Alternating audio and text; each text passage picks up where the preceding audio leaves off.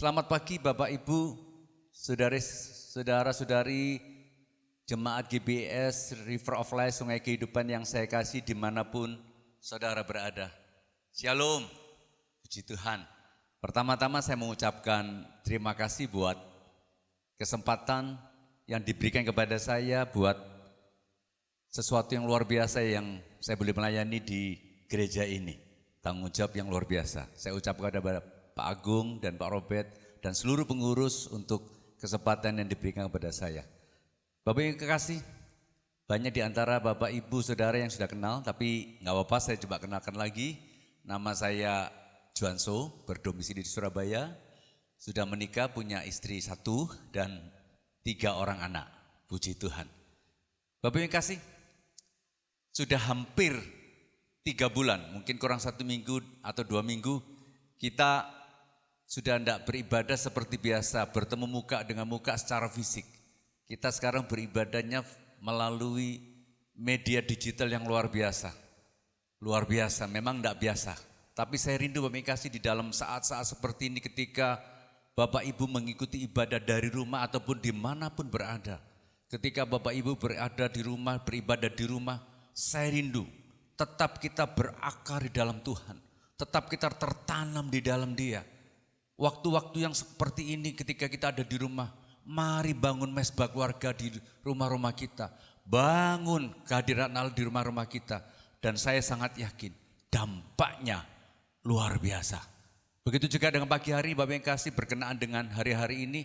Saya mencoba untuk membangun, mengajak, memperlengkapi Bapak Ibu Saudara sekalian untuk kita bijaksana di dalam menghadapi apapun yang terjadi di dalam kehidupan kita. Apapun.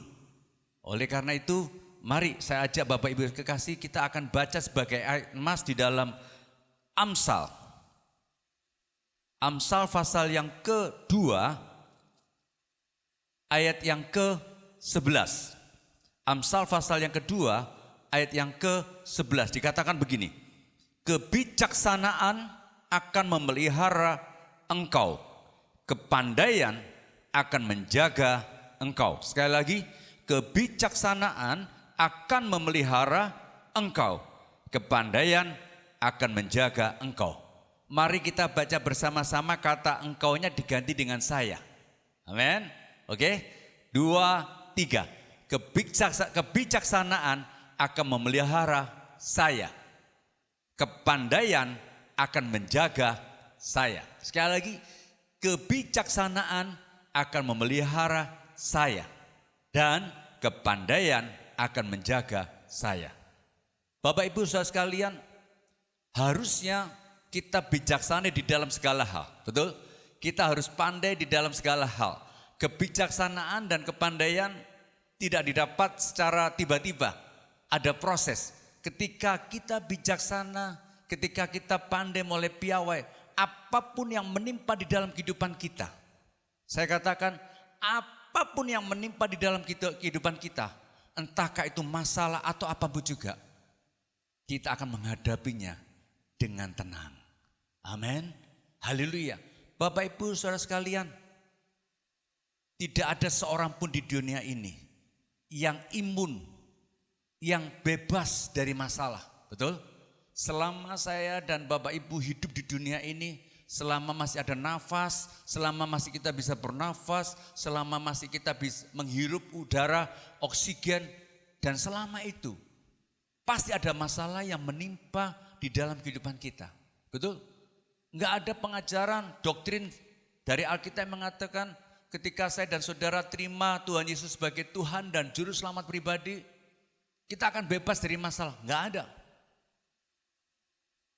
Tapi yang penting adalah, yang benar adalah bagaimana sikap kita, bagaimana respon kita terhadap setiap masalah yang menimpa atas kita. Itu yang penting. Nah, itu sangat didasari, itu sangat dipengaruhi oleh yang namanya bijaksana. Hari ini saya mencoba membawa Bapak Ibu Saudara sekalian, mengajak Bapak Ibu sekalian untuk kita selesai dari ibadah ini, selesai dari firman Tuhan ini, kita mulai belajar. Saya belajar, Bapak Ibu belajar. Bagaimana kita bijaksana menghadapi kehidupan ini. Bapak yang kasih, masalah. Tadi saya katakan tidak ada setiap kita yang bisa bebas dari masalah. Betul? Entah itu masalah kecil, entah itu masalah besar. Masalah nggak pernah kita undang. Betul? Masalah datangnya tiba-tiba. Adakah di antara kita yang pernah mengundang masalah? Nggak ada. Tapi masalahnya adalah masalah itu datang dengan tiba-tiba tanpa kita undang. Dan kita nggak bisa mengelak. Kita nggak bisa menghindar, nggak bisa. Kita harus menghadapi masalah. Karena masalah itu datangnya tiba-tiba seringkali membuat kita bingung, kelabaan. Betul? Ada 4 respon ketika masalah itu datang. Ketika masalah itu menimpa kita. Yang pertama, ada orang yang ketika masalah datang, dia tenang saja. Dia nyantai. Dia kayaknya seorang pribadi yang kokoh. Ada yang lain lagi, ketika masalah datang, dia bingung. Ada yang lain lagi, bukan cuma bingung, gugup. Ketika masalah menimpa dia gugup banget. Dan yang lebih parah lagi ketika masalah datang, dia paniknya minta ampun. Bapak yang kasih, entahkah itu tenang, entahkah itu gugup, entahkah itu kokoh berdiri, entahkah itu panik, bingung. Saking paniknya bingung mau lari kemana bingung. Itu sangat dipengaruhi oleh 3 hal Bapak yang kasih. Yang pertama, seberapa besar masalah itu datang menimpa atas kita. Betul? Semakin besar, semakin membuat kita bingung. Betul? Semakin besar lagi, membuat kita semakin gugup, panik. Kalau masalah itu kecil, kita nggak akan bingung. Kita tenang-tenang saja, sepertinya nggak ada masalah. Betul? Kalau masalah itu kecil, contoh, ketika kita naik motor, tiba-tiba mungkin ada seseorang yang tergesa-gesa entah karena apa, dia potong kita. Wut, kita rem, nggak ada apa-apa. Ya sudah kita jalan lagi. Bukankah itu masalah? Tapi karena kecil nggak ada masalah. Contoh pelajar, masuk sekolah pagi hari tiba-tiba ada guru jam pertamanya masuk. Ayo anak-anak keluarkan kertas semua. Oh bingung anak-anak, keluarkan kertas. Pak atau Bu, kemarin nggak ada pengumuman gini, pokoknya keluarkan kertas. Nah setelah keluarkan kertas, ayo tulis rangkum apa pelajaran yang terakhir Bapak berikan buat kalian. Boleh buka buku open book. Pelajar nulis, tinggal ini. Itu masalah, tapi karena kecil jadi bukan masalah. Semakin besar masalah itu menimpa kita, semakin membuat kita bingung. Semakin besar lagi gugup. Kalau terlalu besar, kita panik. Itu yang pertama. Yang pertama adalah seberapa besar masalah itu datang menimpa atas kita. Yang kedua Bapak yang kasih, seberapa besar kekuatan kita, kemampuan kita untuk menghadapi masalah itu. Besar pengaruhnya, yes. Ketika masalah itu datang atas kita, tapi kita punya kemampuan, punya modal, kita bisa mengatasinya, nggak ada masalah. Semakin besar lagi, tapi kita punya kemampuan, potensi, modal yang kuat untuk kita bisa mengatasi, nggak ada masalah. Mungkin bagi satu orang, ini masalah ini besar. Tapi bagi lain orang lagi, enggak kecil. Bagi yang lain lagi, enggak ada artinya. Kenapa? Karena masing-masing orang kemampuannya berbeda-beda. Kekuatan untuk menghadapi masalah itu berbeda. Semakin besar kekuatan itu, semakin besar kemampuan yang kita miliki, semakin kuat kita menghadapi masalah. Makanya ada orang yang masalahnya besar, tapi dia tenang-tenang saja. Kenapa? Karena dia tahu mengatasinya, dia punya kemampuan, dia punya kekuatan untuk mengatasi masalah itu. Yang ketiga Bapak yang kasih, seberapa panjang waktu yang tersedia untuk kita mengatasi masalah itu. Semakin panjang waktu yang tersedia, semakin kita tidak bingung. Karena apa? Ada waktunya. Ada prepare yang kita bisa lakukan. Kita bisa, ini seperti ini, betul? Tapi semakin sempit, semakin kecil waktu yang tersedia, apalagi mendadak. Itu membuat semakin kita bingung, semakin membuat kita panik. Dan ketiga hal ini Bapak yang kasih, satu dengan yang lain berbeda. Hari ini kita mau belajar, yang paling penting adalah ketika masalah itu datang atas kita, bagaimana respon kita terhadap masalah itu. Amin. Bagaimana sikap kita terhadap masalah itu yang menentukan. Ketika respon saya salah, ketika sikap saya salah, maka hasilnya enggak baik. Tapi ketika respon kita benar, bagus, sikap kita bagus, maka hasilnya luar biasa. Ini yang menentukan Bapak yang kasih, keberhasilan seseorang di dalam mengatasi masalah. Dan ketika dia belajar di dalam proses ini terus menerus, dia akan jadi seorang yang bijaksana. Betul?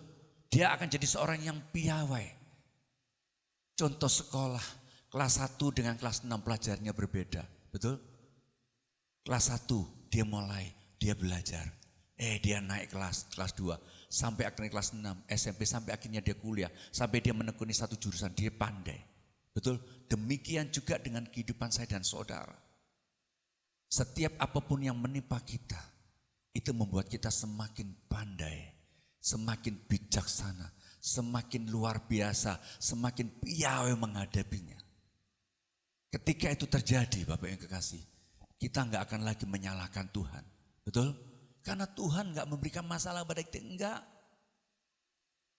Tuhan adalah baik buat kita, semua kejadian menimpa kita, Tuhan buat kita supaya kita ini bisa kokoh berdiri, bisa menghadapinya dengan luar biasa. Kata Alkitab yang lain, firman Tuhan yang mengatakan pencobaan-pencobaan yang kita alami tidak melebihi kekuatan kita. Tuhan kita adalah Tuhan yang baik. Dikatakan kalau Bapak di dunia tahu memberi yang baik, apalagi Bapak di surga. Dia sangat tahu. Dia memelihara kehidupan kita. Amin. Yang kedua, bagaimana supaya kita bijaksana? Kita harus belajar dari kebenaran firman Tuhan. Hari ini kebenaran firman Tuhan bukan mengenai pandemi COVID-19, bukan. Semuanya. Tapi pandemi COVID-19 adalah sebuah masalah, betul?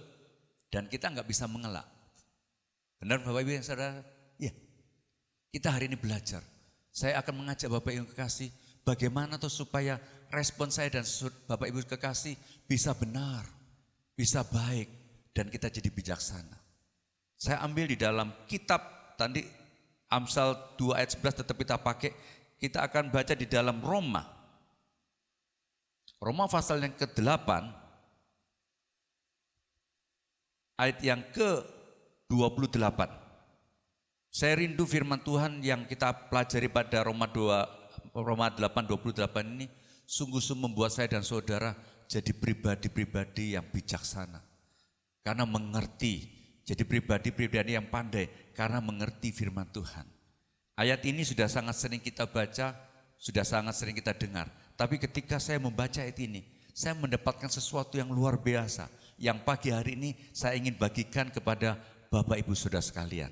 Saya bacakan untuk Bapak Ibu Saudara sekalian. Dikatakan begini, kita tahu sekarang, dikatakan bahwa Allah turut bekerja di dalam segala sesuatu untuk mendatangkan kebaikan bagi mereka yang mengasihi Dia, yaitu bagi mereka yang terpanggil sesuai dengan rencana Allah. Berbahagialah kita yang mendengar, merenungkan dan melakukannya dalam kehidupan kita sehari-hari. Bapak yang kekasih, ada 3 hal yang kita dapatkan, 3 pengertian yang kita dapatkan dari ayat 28 ini, Roma 8 ini. Yang pertama, Bapak yang kasih dikatakan begini, Allah turut bekerja. Berarti Bapak yang kasih, Allah dikatakan turut bekerja. Berarti kita bekerja. Amin. Artinya kita lakukan bagian kita. Kita lakukan tanggung jawab kita. Kita lakukan apa yang kita bisa lakukan. Nah, ketika kita lakukan itu, Allah juga turut bekerja. Pengertian yang pertama Bapak yang kasih, kita harus melakukan bagian kita. Amin. Iya. Ada banyak orang yang nggak mengerti ini. Mungkin ada di antara Bapak Ibu, adik-adik yang kekasih, pernah mendengar gini ketika doa. Apalagi doa syafaat begitu. Bapa, kami datang kepadamu pada pagi hari ini. Hambamu sangat yakin bahwa engkau pasti menyelesaikan segala persoalan kami. Hutang-hutang kami engkau yang selesaikan, engkau yang melunasi dan bla bla bla bla bla. Pernah enggak seperti itu Bapak yang kasih? Engkau yang menyelesaikan persoalan suami istri. Engkau menyelesaikan persoalan rumah tangga kami. Pernah enggak? Engkau sendiri yang bekerja. Dan kami akan melihat ada banyak hal. Bapak yang kekasih, saya sering mendengar doa seperti ini. Kelihatannya benar. Padahal enggak 100% benar. Kalau ini kita terima mentah-mentah, kita jadi salah pengertian, pemahaman kita salah. Akhirnya apa? Ketika masalah datang kita menyalahkan Tuhan lagi. Kita enggak jadi orang yang bijaksana. Kita enggak jadi orang yang berhikmat. Orang yang berhikmat itu, orang yang bijaksana adalah karena punya hikmat. Amin. Ya. Bagaimana Tuhan, Bapak engkau menyelesaikan persoalan rumah tangga kami. Misalkan begitu. Saya dengan istri saya konflik. Bagaimana cara Bapak menyelesaikan? Ya saya harus melakukan bagian saya, istri saya harus melakukan bagian istri saya. Betul? Saya harus berubah atas kesalahan saya, istri saya juga harus berubah. Nah ketika kami berdua berubah, Tuhan juga bisa menyelesaikan. Betul? Yang lain lagi, engkau yang menyelesaikan melunasi hutang-hutang, mana bisa caranya? Kalau kita nggak bekerja, kita nggak melakukan bagian kita, mana bisa Tuhan menyelesaikan hutang-hutang kita, nggak bisa. Bapak Ibu saudara mengerti? Ya kita bekerja. Kita melakukan bagian kita bekerja dengan rajin terus. Sambil mengurangi apa yang tidak perlu dikeluarkan. Jangan sampai besar pasak daripada tiang. Nah ketika itu Tuhan akan bekerja. Nah dengan itu ada 1001 macam cara Tuhan memberikan pertolongan kepada kita. Contoh yang lain lagi, Tuhan engkau berkati aku Tuhan. Berkati Bapak, cukupkanlah. Minta maaf Bapak kasih. Kalau saya berdoa seperti itu, tapi saya do nothing. Saya tidak bekerja, di rumah saja berdoa. Mana bisa. Nanti ada tawaran ini, ada pekerjaan baru. Enggak cocok atau apa-apa, pokoknya saya di rumah. Enggak bisa. Betul? Harus ada sarananya Allah untuk memberkati kita. Sarananya kalau saya ingin diberkati, saya ingin hidup lebih lagi, cukup dan lebih dari cukup. Bahkan ya saya harus bekerja. Bapak Ibu tangkap. Ini pengertian yang sangat dasar yang banyak anak-anak Tuhan yang gak mengerti. Akhirnya jadi orang yang gak berhikmat dan pasti gak bijaksana. Amin. Iya. Yang pertama pengertian ini yang ada adalah bahwa kita lakukan bagian kita. Tuhan lakukan bagian Tuhan. Di masa COVID-19 ini, 19 ini. Saya ngomong kepada anak-anak saya, kepada semua orang saya. Ini contoh yang paling gampang Bapak Ibu. Dikatakan begini, virus ini katanya dindingnya adalah dari lemak, saya nggak ngerti. Dibungkus lemak, sehingga kalau cuci tangan dia rusak. Kan dikatakan begini, banyak cuci tangan, betul? Kalau keluar pakai masker, betul? Ya kan? Nah, kalau ketemu nggak usah pelukan atau nggak usah jabat tangan, enggak. Social distancing dan physical distancing, betul? Ini sesuatu yang sederhana. Harusnya kita lakukan ini. Enggak perlu keluar rumah sama sekali, menutup, waduh sampai ekstrim gitu, enggak. Saya keluar Bapak yang kasih. Ketika sampai rumah, saya copot baju, saya mandi, di kamar mandi, selesai, udah selesai. Itu cukup. Kalau saya keluar juga saya harus pakai masker. Kalau saya naik motor saya harus pakai helm tutup. Hari-hari ini Bapak yang kasih banyak saya lihat di jalan-jalan. Jangankan pakai masker, helmku nggak dipakai. Dan ini juga berbahaya bagi anak-anak muda Kristen. Hidupnya sembarangan. Lalu kalau menimpa sakit itu menimpa ataupun terserang atau tertular, dia nyalahin Tuhan. Ini sesuatu yang sederhana, simple. Yaitu kita lakukan bagian kita, Tuhan akan lakukan bagian Tuhan. Amin. Amin. Iya. Jangan kalau bahasa Surabaya jangan seperti ulo marani gepuk, ular datang ditinggal pentung. Kita harus bijak. Kalau kita kemana-mana nggak pakai masker, asal-asalan, enggak pernah cuci tangan. Wis katanya hidung gini pegang. Nanti Tuhan yang akan menolong loh. Enggak bisa seperti ini. Ini pengertian-pengertian yang salah. Sederhana kelihatannya sepele, tapi salah. Hari ini Bapak kasih. Selesai dari firman Tuhan pada pagi hari ini, dari ibadah pagi hari ini. Saya rindu pengertian yang pertama. Kita harus lakukan bagian kita. Dengan sungguh-sungguh. Maka Tuhan akan lakukan bagian Tuhan. Amin. Pengertian yang kedua Bapak yang kasih dikatakan begini. Allah turut bekerja dalam segala sesuatu. Pengertian yang kedua, yakinlah Bapak yang kasih. Ketika saya sudah lakukan bagian saya dengan sungguh-sungguh. Ketika kita sudah lakukan bagian kita dengan sungguh-sungguh. Yakinlah bahwa Allah pasti turut bekerja. Amin. Amin. Kenapa? Karena Allah kita adalah Allah yang begitu baik. Dia bukan cuma Allah, dia adalah Bapa bagi kita. Bahkan dia adalah gembala atas hidup kita. Pengertian ini harus kita tahu Bapak yang kasih. Jangan bimbang, jangan takut. Pandemi ini masih, bagi saya sebelum terjadi waktu itu, saya dapat pengertian ini masih hal yang pertama. Yang berikutnya lagi Bapak Ibu, lebih parah lagi. Hari ini aja udah terasa bagian yang kedua, yaitu apa? Sekarang sudah banyak PHK terjadi di mana-mana, betul? Yang paling parah adalah PHK, udah enggak kerja lagi, dirumahkan. Yang lebih agak ringan lagi, masuknya gantian. Akhirnya apa? Gajinya, salary-nya separuh atau berapa. Yang lebih parah lagi, yang lebih ringan lagi, dia cuma masuk satu minggu, cuma 4 kali. Tapi gajinya tetap. Atau ada banyak hal. Hari-hari ini Bapak yang kasih, perekonomian juga. Bapak Ibu kalau lihat di mall seperti Pasar Atom dan sebagainya, sepi banget.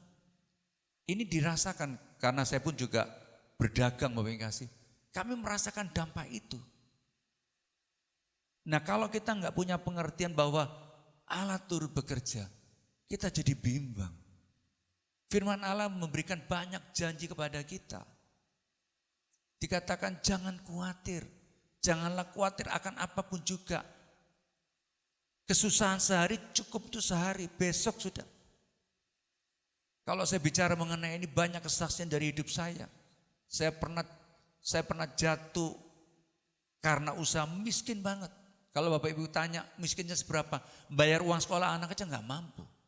Saya ngomong sama istri saya, yang lalu aja Tuhan tolong, pasti hari-hari ini juga Tuhan tolong. Kenapa?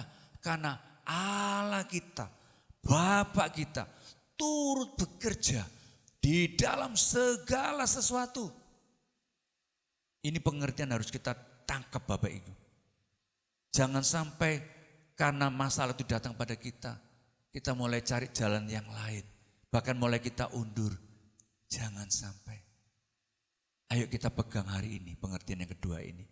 Yakinlah bahwa Allah pasti bekerja bersama-sama dengan kita. Dia pasti menolong, namanya adalah Immanuel. Dia adalah Immanuel atas hidup kita. Dia menyertai hidup kita sepanjang hidup kita. Saya berikan satu kesaksian Bapak yang kasih. Saya mengajarkan kepada anak-anak saya ngomong gini, jangan andalkan IQ. Ketika IQ-mu tinggi, kalau kamu enggak belajar, IQ itu tidak ada gunanya, betul? Karena saya punya pengertian waktu saya kecil, Bapak yang kasih. Saya senang baca. Orang Jepang waktu itu saya baca ya. Orang Jepang itu pandai-pandai. Kenapa? Karena dia belajar terus. Oh, belajar terus. Dan belajar terus. Akhirnya dia pandai. Ketika saya belajar behavior science, saya mulai mengerti. Bapak yang kasih, sesuatu yang kita pelajari, terus kita pelajari terus menerus, itu tanpa kita sadari terekam di otak bawah sadar kita. Contoh, 5 kali 5 berapa? Dulu waktu kita kecil, tangan kita sama kaki kita enggak sampai kita pinjam tangannya orang lain. Betul? Oh 5 kali 5, lama-lama 5 kali 5 berapa? 25. 5 kali 5 kali 5 berapa? 125. Kok bisa Bapak kasih? Kok bisa? 2 pangkat 3, 8. Loh kok bisa? Karena kita udah belajar dan belajar dan belajar terus menerus. Betul? Dan akhirnya kita piawai, kita pinter. Pinter itu bukan asal, atau kalau bahasa Surabaya ujuk-ujuk pinter, enggak. Ketika kita mulai belajar, contohlah HP. Kita pertama kali punya HP bingung, tapi semakin hari semakin kita terus menerus lama-lama seperti tangan kita ini punya mata ngetik sendiri. Kok bisa? Hafal dengan sendirinya. Kenapa? Karena kita pakai terus menerus. Nah ini yang saya ajarkan kepada anak saya Bapak kasih. Kamu harus pulang sekolah, kamu belajar. Enggak perlu belajar, ulangi aja terus.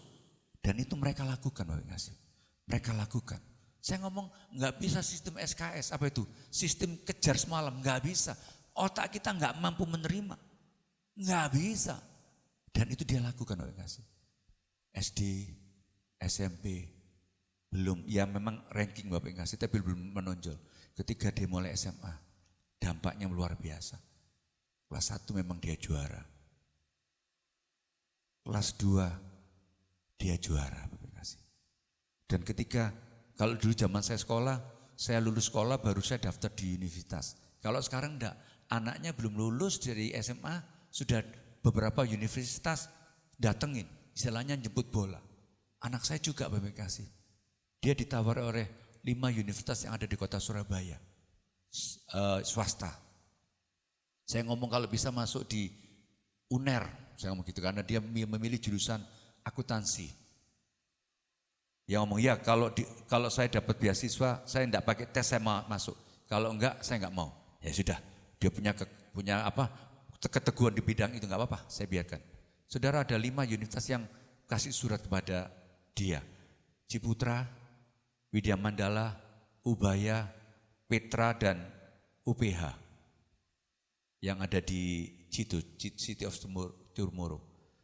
5-5-nya itu membuat surat bahwa silakan masuk di universitas kita, kami, silakan milih bidang studi tanpa bayar. Dengan pertimbangan, akhirnya dengan pertimbangan istri saya juga, masuklah salah satu universitas yang ada di kota Surabaya. Pelajaran berlangsung, selesai. Dan suatu ketika kami datang ke sekolah ketika dia mau lulus, dia datang kepada kami jemput, dia bawa piala. Sambil menangis. Saya tanya, kenapa kamu menangis Ci? Cici kenapa nangis? Dia menangis. Pak, sebetulnya ada beberapa orang menurut dia yang lebih pandai dari dia. Oh ya? Iya bidang ini dia lebih pandai. Tapi kok bisa ya Cici yang terima piala ini? Juara 1 umum di SMA-nya. Seluruh Bapak yang kasih. Saya cuma ngomong gini, makanya jangan sombong. Ketika kamu lakukan bagian kamu dengan sungguh-sungguh, Tuhan lakukan bagian Tuhan dan memberikan yang terbaik untuk engkau. Dia nangis. Dia ngomong, iya Pak. Bapak yang kasih, bagian ini bukan untuk kesombongan enggak. Kenapa anak saya bisa? Karena dia belajar. Yang nomor 2 juga. Minta maaf. Anak saya nomor 2 itu bukan bodoh, tapi lebih lambat. Dia tahu kemampuan dia. Akhirnya apa? Dia belajarnya lebih keras daripada kakaknya. Dia belajar. SMP enggak terlalu ranking malahan. Ketika SMA 1, saudara, dia dapat piala. Dia sendiri bingung, kami sendiri bagi orang tua juga bingung. Tapi saya ngomong sama istri saya, ini adalah hasil kerja keras dia. Dan Tuhan tidak tinggalkan dia. Kepandaian yang dia terima adalah karena dia setiap hari belajar dan belajar. Adik-adik bisa tangkap ini? Pelajar dan mahasiswa bisa tangkap ini. Kepandaian bukan tidak serta-merta kita terima enggak. Itu belajar dan belajar. Ketika kita belajar, kita lakukan bagian kita. Saya ulang. Maka Tuhan, Bapa kita akan melakukan bagiannya. Dia akan menolong kita. Amin. Mari kita pegang pengertian ini Bapak kasih. Kalau sampai dengan hari ini kita masih bisa hidup. Ebenezer. Tuhan sudah menolong kita sampai dengan hari ini. Ke depan dikatakan aku menyertai engkau sampai kesudahan alam. Itu janji firman Tuhan buat saya dan saudara. Amin. Kenapa? Karena kita adalah anak-anaknya. Firman Tuhan yang lain mengatakan kita dijaga seperti biji mata Bapa sendiri. Luar biasa. Pernahkah kita membiarkan mata kita ketika ada debu enggak? Bahkan yang debu yang kecil kita nggak tahu kita langsung. Kenapa? Karena mata kita dijaga oleh kelopak dan sebagainya. Begitu juga Bapak kasih. Kalau kita menjaga mata kita dengan luar biasa, Bapa juga akan jaga kita seperti biji mata Bapa sendiri. Luar biasa. Pengertian yang ketiga katakan begini. Kita tahu sekarang bahwa Allah turut bekerja di dalam segala sesuatu, perhatikan, untuk mendatangkan kebaikan, garis bawahi, untuk mendatangkan kebaikan bagi mereka yang mengasihi Dia, yaitu bagi mereka yang terpanggil sesuai dengan rencana Allah. Pengertian yang ketiga Bapak kasih, Allah tidak keluar dari konteks ini, yaitu segala sesuatu yang Allah berikan pada kita, penyertaannya adalah untuk mendatangkan kebaikan bagi kita. Katakan amin. Kalau tidak mendatangkan kebaikan bagi kita, Allah nggak berikan. Betul? Ya, ini pengertian harus kita terima. Ada banyak anak-anak Tuhan tidak mengerti ini. Contoh Bapak kasih, ketika saya dan saudara berdoa, Tuhan, tolong kami Tuhan, tolong berkati kami, misalkan ini, tolong berkati kami dengan mobil Tuhan, kami perlu mobil Tuhan, untuk pergi sini, untuk pelayanan ini, bla bla bla bla. Bukankah Bapak kita lebih tahu daripada kita? Betul? Kalau memang itu, perhatikan kebutuhan. Saya punya istri, punya anak 3, 5 orang. Kalau naik motor nggak bisa. Apa naik motor terus belakangnya pakai sepatu roda semua? Enggak. Betul? Kalau itu kebutuhan Bapak yang kasih. Untuk kebaikan kita Bapak berikan. Betul? Yang salah adalah ketika kita berdoa itu bukan kebutuhan tapi keinginan. Seringkali keinginan tidak dikabulkan oleh Bapak kita. Apalagi keinginan tanda petik yang nyeleneh. Itu berbahaya. Karena kenapa Bapak yang kasih? Kita hanya memandang sejauh mata kita memandang.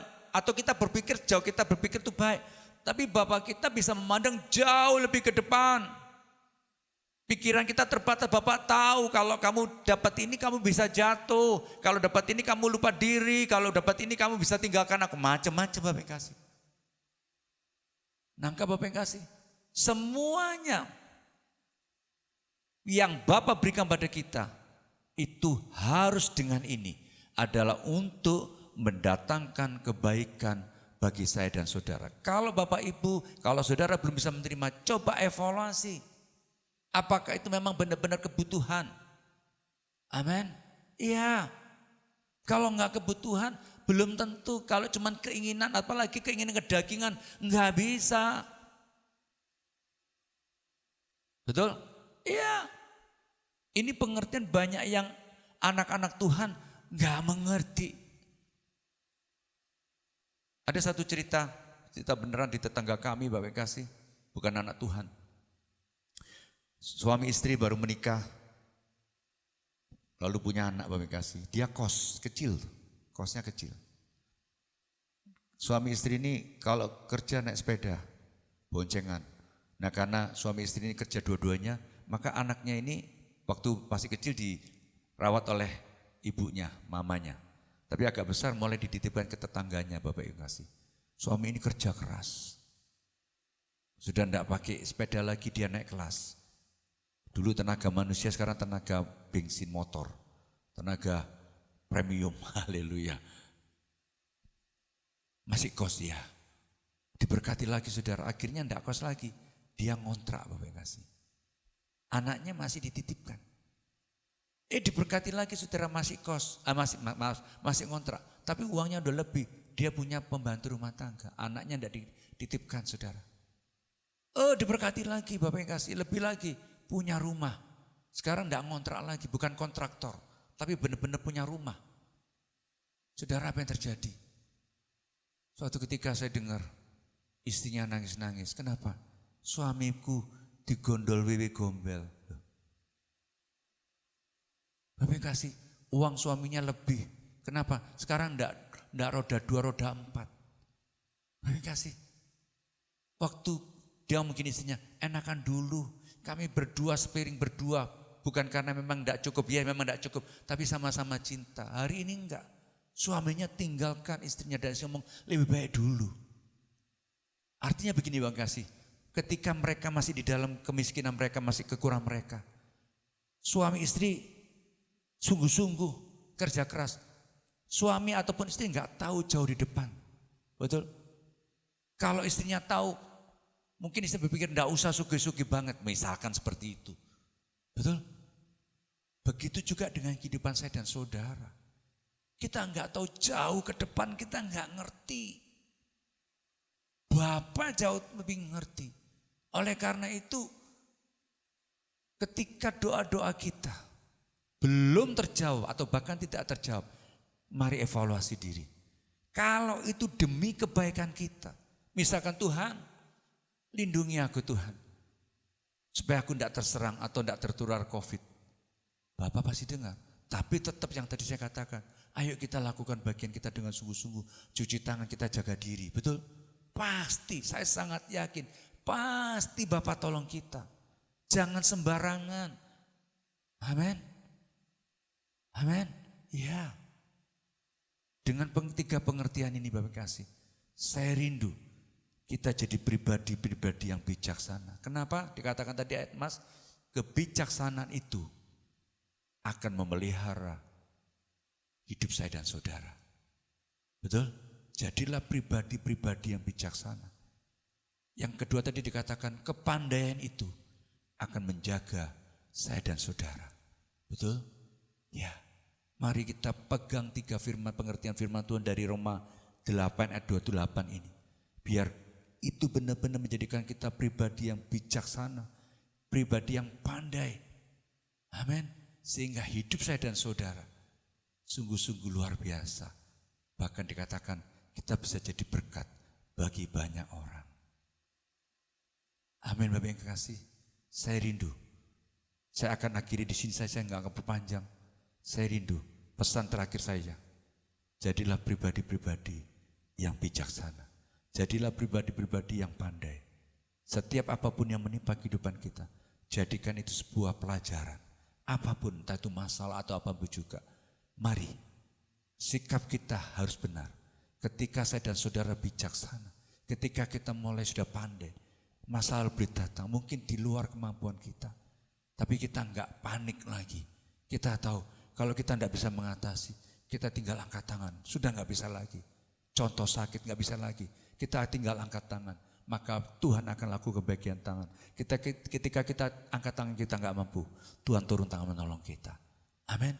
Setiap kali saya besuk di rumah sakit, entah itu parah kah, saya cuma ngomong gini, kalau belum waktunya Tuhan, pasti nggak diangkat sama Tuhan, nggak dipanggil. Kalau belum selesai tugasnya enggak. Itu yang saya tekankan kepada keluarga. Mereka berdoa sungguh-sungguh ya. Dan saya bisik kepada yang sakit, biasa kalau koma kan telinga dengar. Apalagi dia keluar air mata dan mungkin dia mengangguk. Ya, dia lakukan. Amin. Di dalam kehidupan kita, semua ada di dalam rencana Tuhan untuk mendatangkan kebaikan bagi saya dan saudara. Amin. Kalau hari-hari ini Bapak Ibu Saudara sekalian, hidup kita sembarangan, hidup kita serampangan, kita enggak bijak, kita ngawur. Mari hari ini kita bertobat. Amin. Mari hari ini kita mau belajar, ya Tuhan, aku mau melakukan yang bijaksana. Segala sesuatu. Ketika itu terjadi, respon kita pasti benar. Sikap hati kita benar. Dan pasti hasilnya luar biasa. Amin. Tuhan menyertai kita. Mari kita berdoa. Haleluya. Bapak Ibu yang kekasih, sebelum saya berdoa buat Bapak Ibu saudara sekalian, izinkan saya untuk bertanya kepada Bapak Ibu saudara sekalian, adakah di antara kita yang selama ini hari-hari ini hidup kita sembarangan, hidup kita serampangan, bahkan kita enggak melakukan bagian kita teledor, bahkan kita sering menyalahkan Tuhan. Tapi hari ini kita mengerti pengertian yang pertama, oh ternyata saya harus melakukan bagian saya harus bertanggung jawab. Hari-hari ini saya enggak bertanggung jawab sebagai suami, saya enggak bertanggung jawab sebagai suami. Sehingga rumah tangga kami hancur, Anak-anak kami kelaparan, anak-anak kami berkekurangan. Hari ini saya mengerti, saya harus bertanggung jawab sebagai suami. Mungkin istri saya selama ini tidak melakukan bagian saya, tidak bertanggung jawab sebagai seorang istri. Mungkin anak-anak juga. Mari Bapak Ibu, saudara-saudara, hari ini kita evaluasi diri kita. Mari kita mulai melakukan bagian kita dengan sungguh-sungguh. Kalau ada seperti taruh tangan kiri di dadamu dan berkata, mulai berdoa dalam nama Yesus. Tuhan, ampuni kami, ampuni aku, ampuni saya. Aku mengerti ini. Dalam nama Yesus, dalam nama Yesus. Kalau selama ini kita sering juga menyalahkan Tuhan, sepertinya Tuhan tidak dengar doa-doa kita. Mari mulai kita buka paradigma kita dengan benar. Mari kita punya prinsip yang benar, pemahaman yang benar. Bahwa Tuhan, Dia adalah Bapa yang pasti menyertai kehidupan kita, menolong kita. Pasti. Jauhkan pikiran ini tidak benar, pemahaman yang benar. Tapi mulai pemikiran yang benar itu tanam di dalam hati kita untuk mendatangkan kebaikan bagi kita. Mari Bapak Ibu kasih, kalau selama ini seringkali kita menyalahkan Tuhan, hari ini biar pengertian ini ada pada kita. Kita tidak menyalahkan Tuhan, kita belajar untuk sabar, menanti pertolongan Tuhan. Kalau doa-doa kita selama ini salah, mari kita perbaiki doa-doa kita. Mari kita belajar berdoa dengan benar. Haleluya, haleluya. Bapak-bapak, hambamu selesai berbicara.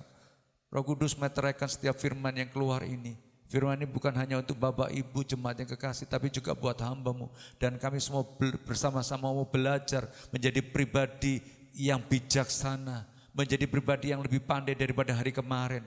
Karena kedua hal ini akan membuat hidup kami semakin luar biasa, meningkat dan meningkat. Kebijaksanaan itulah yang memelihara kehidupan kami.